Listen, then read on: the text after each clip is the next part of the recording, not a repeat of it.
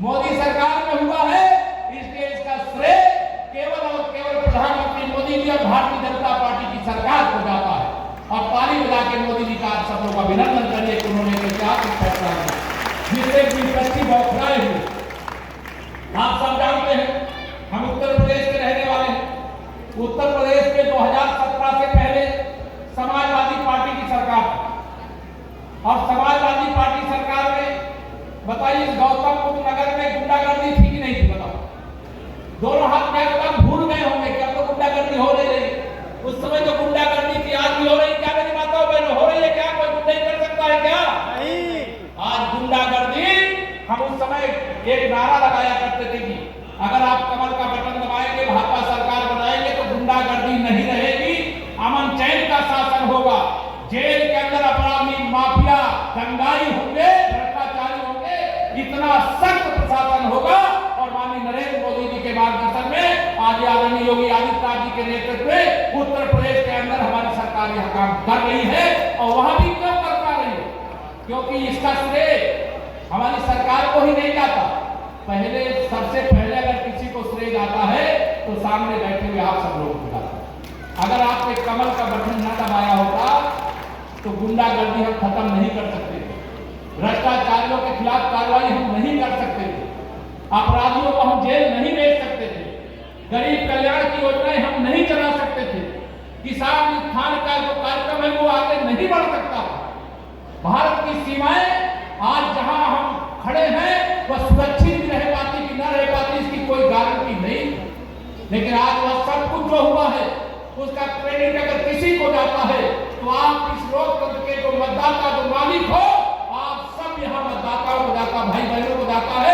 और मैं तो कल अभी ऐसे अखिलेश यादव जी कोई प्रेस वार्ता कर रहे थे, बड़ी बड़ी हाँक रहे थे, बड़ी बड़ी हाँकने का काम करते हैं। तो मैंने उनको याद दिलाया कि 2014 में उत्तर प्रदेश में किसकी सरकार थी? तो श्री अखिलेश यादव जी मुख्यमंत्री थे, समाजवादी पार्टी की सरकार थी।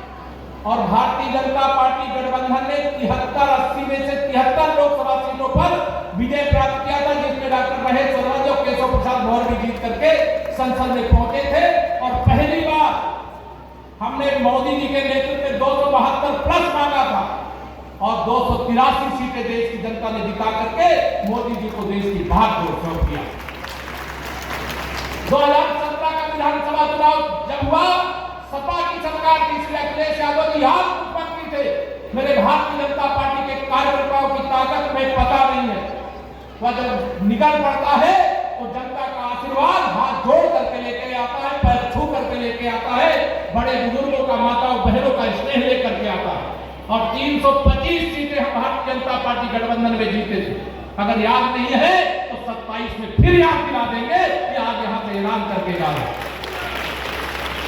याद दिलाओगे 27 में फिर से इनको? दोनों हाथ उठा बताओ मेरी माताओं बहनों, याद दिलाओगे ना?